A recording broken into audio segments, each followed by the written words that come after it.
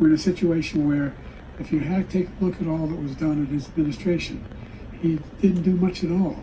By the time he left, things were in chaos, literally chaos. And so we put things back together. We created, I said, those jobs. We make sure we had a situation where we brought down the price of prescription drugs, which is a major issue for many people, to $15 for an insulin shot as opposed to $400. No senior has to pay more than $200 for any drug, all the drugs they could beginning next year. And the situation is we're going to make that available to everybody, to all Americans. So we're working to bring down the price around the kitchen table, and that's what we're going to get done. Thank you. President Trump? We have the greatest economy in the history of our country. We have never done so well. Everybody was amazed by it. Other countries were copying us. We got hit with COVID, and when we did, we spent the money necessary so we wouldn't end up in a Great Depression, the likes of which we had in 1929. By the time we finished, so we did a great job. We got a lot of credit for the economy, a lot of credit for the military, and no wars, and so many other things. Everything was rocking good. But the thing we never got the credit for, and we should have, is getting us out of that COVID mess. He created mandates that was a disaster for our country. But other than that, we had given them back a country where the stock market actually was higher than pre-COVID, and nobody thought that was even possible. The only jobs he created are for illegal immigrants and bounce back jobs, the bounce back from the COVID. He has not done a good job. He's done a poor job, and inflation's killing our country. It is absolutely killing us. Thank you. President Biden? Well, look, the greatest economy in the world. He's the only one who thinks that, I think. I don't know anybody else who thinks that we have the greatest economy in the world. And, the fact of the matter is that we find ourselves in a situation where his economy, he rewarded the wealthy. He had the largest tax cut in American history, $2 trillion. He raised a deficit larger than any president has in any one term. He's the only president other than Herbert Hoover who's lost more jobs than he had when he began, since Herbert Hoover. The idea that he did something that was significant. And the military, when he was president, they were still killing people in Afghanistan. He didn't do anything about that. When he was president, we were still finding ourselves in a position where you had a notion that we were this safe country. Truth is, I'm the only president this century that doesn't have this decade, that doesn't have any troops dying anywhere in the world like he did. President Trump, I want to follow up if I can. Am I allowed to respond to him? Well, I'm going to ask you a follow-up. You can do whatever you want with the minute that we give you. I want to follow up. You want to impose a 10% tariff on all goods coming into the U.S. How will you ensure that that doesn't drive prices even higher? Not going to drive them higher. It's just going to cause countries that have been ripping us off for years, like China and many others, in all fairness to China. It's going to just force them to pay us a lot of money, reduce our deficit tremendously, and give us a lot of power for other things. But he made a statement. The only thing he was right about is I gave you the largest tax cut in history. I also gave you the largest regulation cut in history. That's why we had all the jobs. And the jobs went down and then they bounced back, and he's taking credit for bounce back jobs. You can't do that. He also said he inherited 9% inflation. No, he inherited almost no inflation, and it stayed that way for 14 months.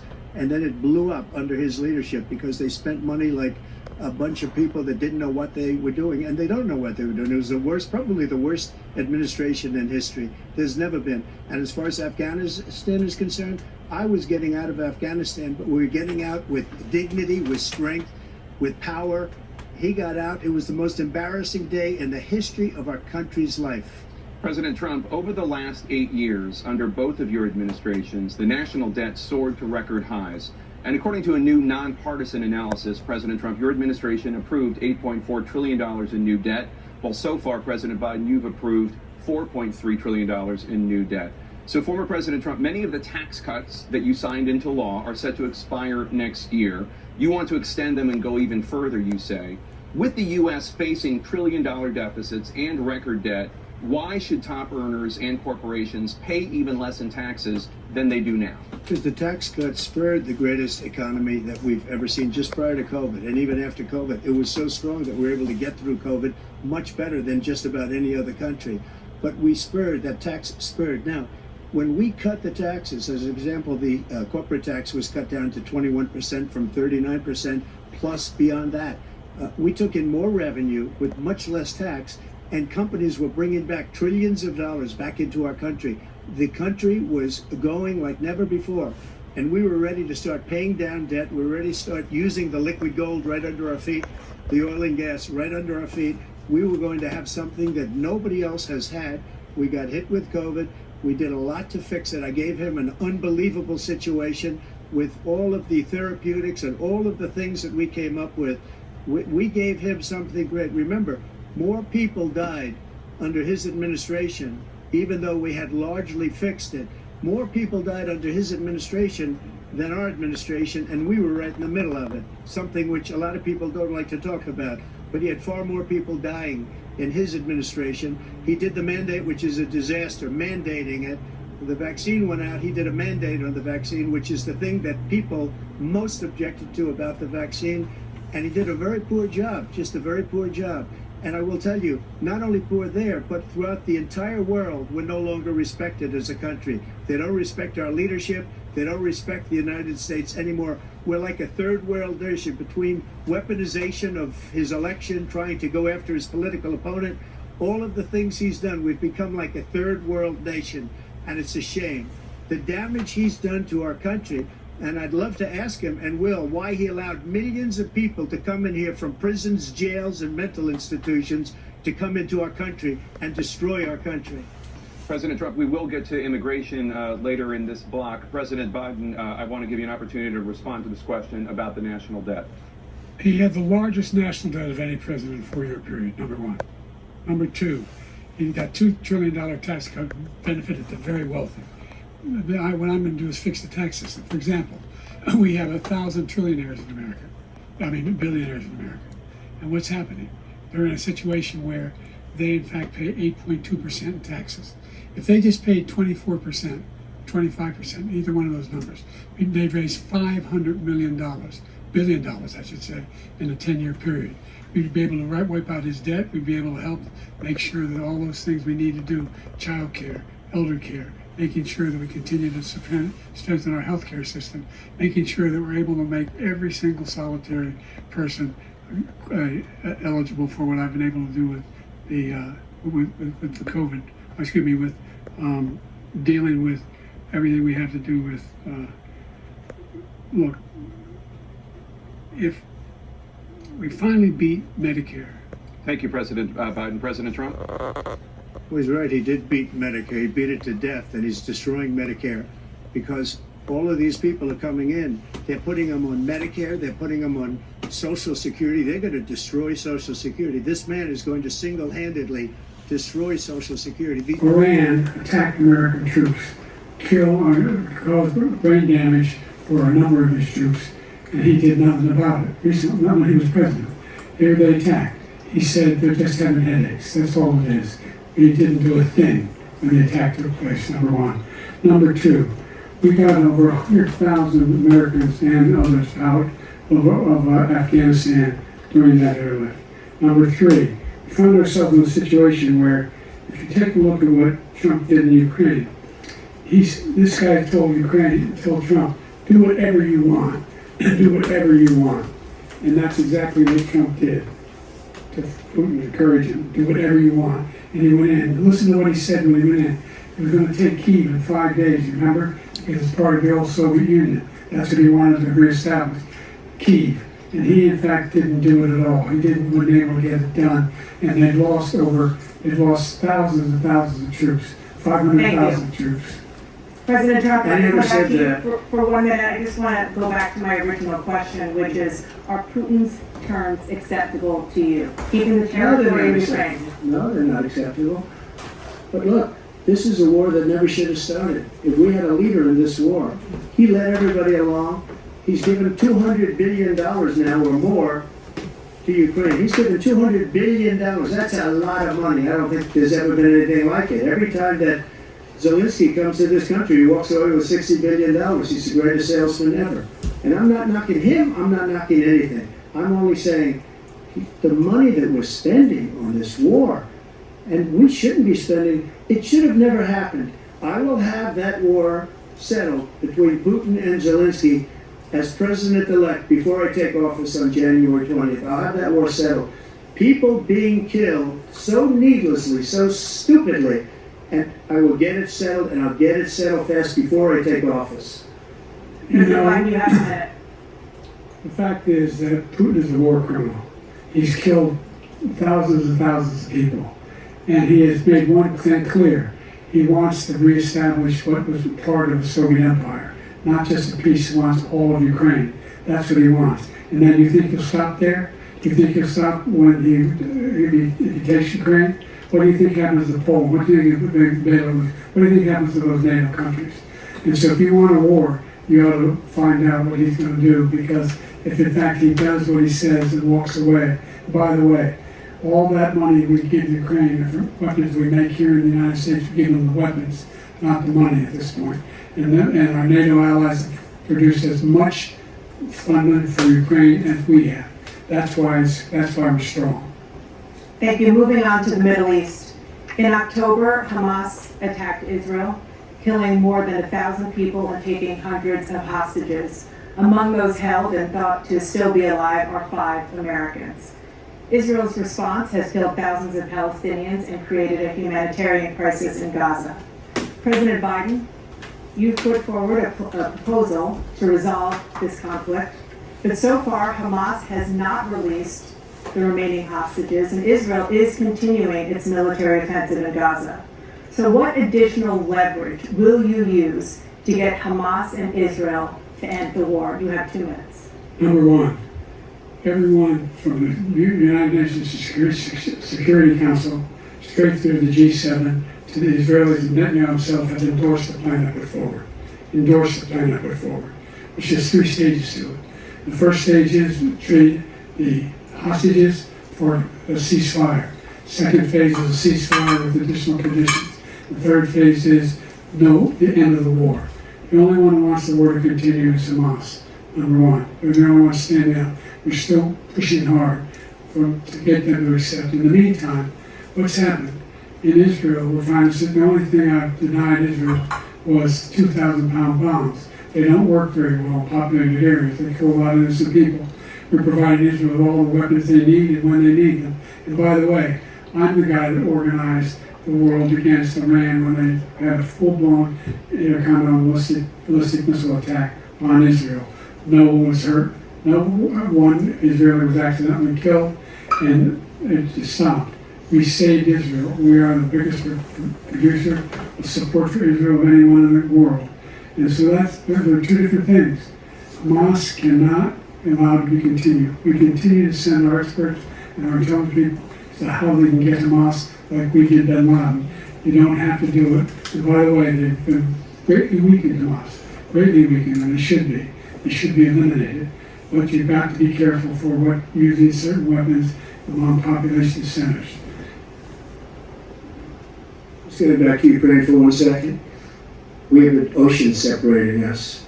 The European nations together have spent 100 billion, or maybe more than that, less than us. Why doesn't he call them and say, you got to put up your money like I did with NATO? I got them to put up hundreds of billions of dollars. The Secretary General of NATO said Trump did the most incredible job I've ever seen. They wouldn't have any, they were going out of business. We were spending almost 100% of the money was paid by us. He didn't do that. He's getting all, you got to ask these people to put up the money. We're over $100 billion more spent, and it has a bigger impact on them because of location, because we have an ocean in between. You got to ask them, as far as Israel and Hamas, Israel's the one that wants to go. He said the only one who wants to keep going is Hamas. Actually, Israel is the one, and you should let him go and let him finish the job. He doesn't want to do it. He's become like a Palestinian, but they don't like him because he's a very bad Palestinian. He's a weak one. President Biden, you have a minute. I've never heard so much foolishness. This is a guy who wants to get out of NATO. You going to say NATO? He's going to pull out of NATO. The idea that we have, our strength lies in our alliances as well. There may be a big ocean. If we're able to avoid a war in Europe, a major war in Europe, what happens if, in fact, you have continue to go into NATO? You have an Article 5 agreement. Attack on one is attack on all. If you want to start the nuclear war he keeps talking about, go ahead. Let Putin go in and control Ukraine and then move on to Poland and other places. See what happens then. He has no idea what the hell he's talking about. And by the way, I got 50 other nations around the world to support Ukraine, including Japan and South Korea, because they understand that this kind of dislocation has a serious threat to the whole world peace. No major war in Europe has ever been able to be contained just in Europe.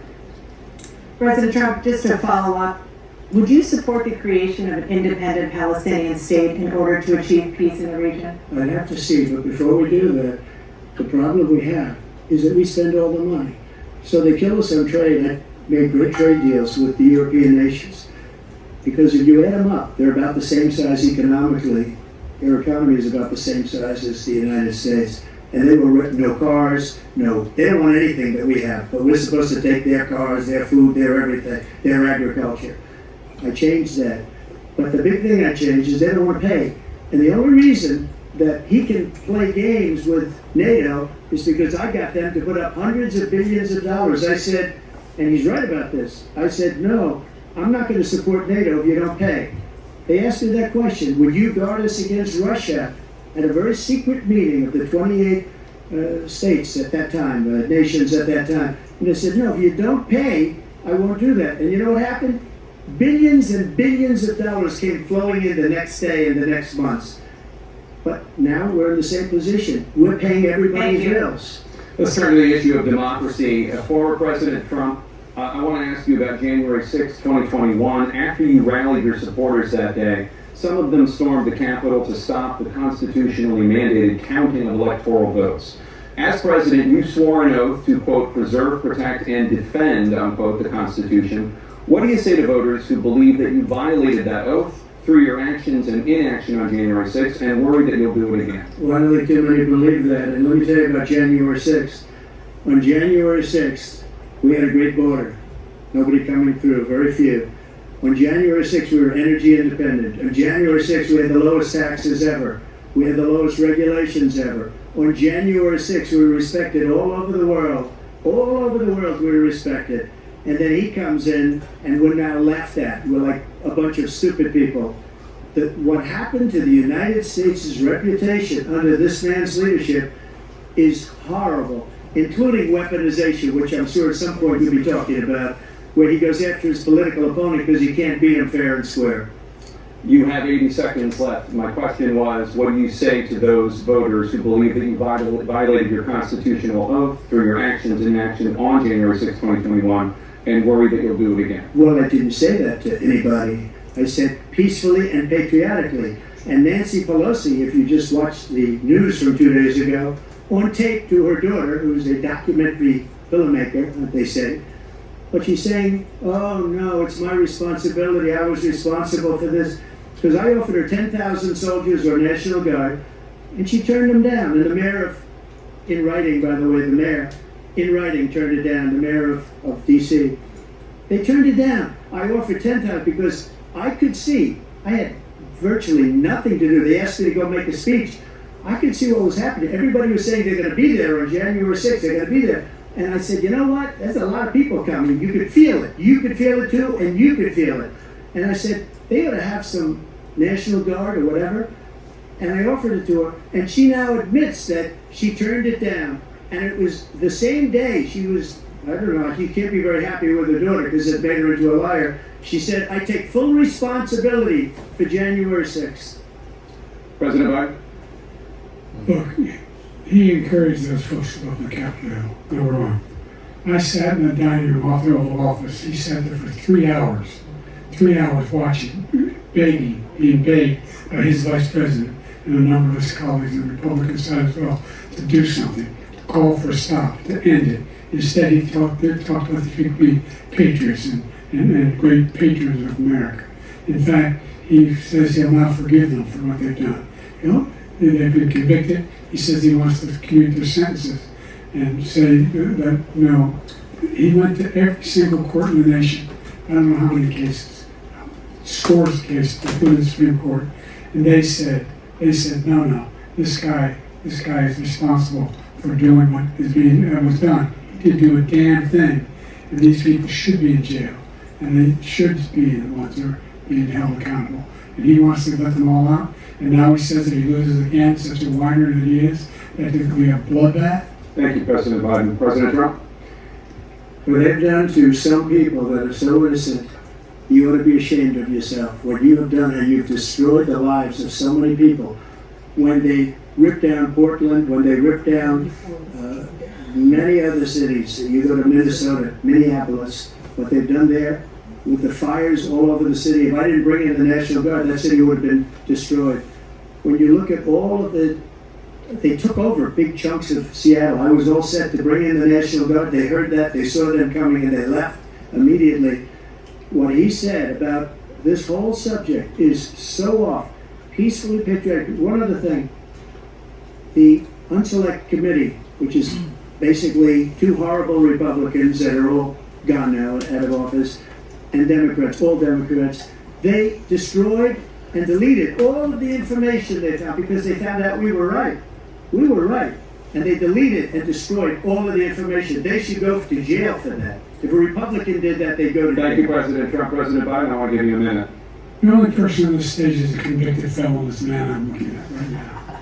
And the fact of the matter is, what he's telling you is simply not true. The fact is that there was no effort on his part to stop what was going on up on Capitol Hill. And all those people, every one of those who were convicted, deserves to be convicted. The idea that they didn't kill somebody just went in and broke down doors, broke the windows, occupied offices, turned over desks, turned over statues. The idea that those people are patriots? Come on. When I asked him about the two debates we had first time around, I said, will you denounce the Proud Boy? He said, no, I'll tell them to stand by. The idea he's refusing to, will you denounce these guys? Will you denounce the people we're talking about now? Will you denounce the people who attacked that Capitol? What are you going to do? I'm going to give you a minute, President Trump, for a follow-up question I have. After a jury convicted you of 34 felonies last month, you said if reelected, you would, quote, have every right to go after, unquote, your political opponents. You just talked about members of the Select Committee on January 6th going to jail. Your main political opponent is standing on stage with you tonight. Can you clarify exactly what it means about you feeling you have every right to go after your political opponents? Well, I said my retribution is going to be success. We're going to make this country successful again, because right now it's a failing nation. My retribution is going to be a success. But when he talks about a convicted felon, his son is a convicted felon at a very high level. His son is convicted, going to be convicted probably numerous other times. Should have been convicted before, but his Justice Department let the statute of limitations lapse on the most important things. But he could be a convicted felon as soon as he gets out of office. Joe could be a convicted felon with all of the things that he's done. He's done horrible things. All of the death caused at the border, telling the Ukrainian people that we're going to want $1 billion or you change the prosecutor, otherwise you're not getting $1 billion. If I had said that, that's quid pro quo. That we're not going to do anything. We're not going to give you $1 billion unless you change your prosecutor having to do with the son. This man is a criminal. This man, you're lucky. You're lucky. I did nothing wrong. We'd have a system that was rigged and disgusting. I did nothing wrong. Thank you, President Trump. President Biden, you have said, I'm coming right to you, sir. Well, you want to respond? Go ahead. I'll give you a minute to respond. The idea that I did anything wrong relative to what you're talking about is outrageous. It's simply a lie, number one. Number two, the idea that you have a right to seek retribution against any American just because you're president is wrong. It's simply wrong. No president's ever spoken like that before. No president in our history has spoken like that before. Number three, the crimes that you are still charged with. And think of all the civil penalties you have. How many billions of dollars do you know in civil penalties for molesting a woman in public, for doing a whole range of things, of having sex with a porn star on the night while your wife was pregnant? I mean, what are you talking about? You're the morals of an alley cat. Your minute, sir. I didn't have sex with a porn star, number one. Number two, that was a case that was started and moved. They moved a high-ranking official, a DOJ, into the Manhattan DA's office to start that case. That case is going to be appealed and won. We had a very terrible judge, a horrible judge, Democrat. The prosecutor were all high-ranking Democrats, appointed people, and both the civil and the criminal. He basically went after his political opponent because he thought it was going to damage me. But when the public found out about these cases, because they understand it better than he does, he has no idea what these cases are. But when they found out about these cases, you know what they did? My poll numbers went up way up. You know that because you're reporting it. And we took in more money in the last 2 weeks than we've ever taken in the history of any campaign. I don't think any campaign has ever taken. Hundreds of millions of dollars came pouring in because the public knows it's a scam and it's a guy that's after his political opponent because he can't win fair and square. Thank you, President Trump. President Biden, you have said, quote, Donald Trump and his MAGA Republicans are determined to destroy American democracy. Do you believe that the tens of millions of Americans who are likely to vote for President Trump will be voting against American democracy? The more they know about what he's done, yes. The more they know about what he's done. And there's a lot more coming. He's got a lot of cases down the road coming out. He's got a whole range of issues he has to face. I don't know what the juries will do, but I do know he has a real problem. And so the fact that, could you ever think you heard any president say that I'm going to seek retribution? You ever hear any presidents say that they thought Hitler had some good ideas? What got me involved in Iran in the first place after my son died, I decided in Iraq, because of Iraq, I said I wouldn't have been running it until I saw what happened in Charlottesville, Virginia. People coming out of the woods carrying swastikas on torches, and singing the same anti-Semitic bile they sang when we were back in Germany. And the young woman got killed. I spoke to the mother. And they asked him, they said, what do you think of those people? The people, the ones got killed, the one who tried to stop it, and the one he said, I think they're fine people on both sides. What American president would ever say, Nazis coming out of fields, carrying torches, singing the same anti-Semitic bile, carrying swastikas, were fine people? This is the guy who says Hitler's done some good things. I'd like to know what they are. The good things Hitler's done, that's what he said. This guy has no sense of American democracy. President Trump. Jake, both of you know that sir has been totally wiped out because when you see the sentence, it said 100% exoneration on that. So he just keeps it going. He says he ran because of Charlottesville. He didn't run because of Charlottesville. He ran because it was his last chance. He's not equipped to be president. You know it, and I know it. It's ridiculous. We have a debate. We're trying to justify his presidency. His presidency, he's without question, the worst presidency in the history of our country. We shouldn't be having a debate about it. There's nothing to debate. He made up the Charlottesville story, and you'll see it's debunked all over the place. Every reasonable anchor has debunked it. And just the other day it came out where it was fully debunked. It's a nonsense story. He knows that, and he didn't run because of Charlottesville. He used that as an excuse to run.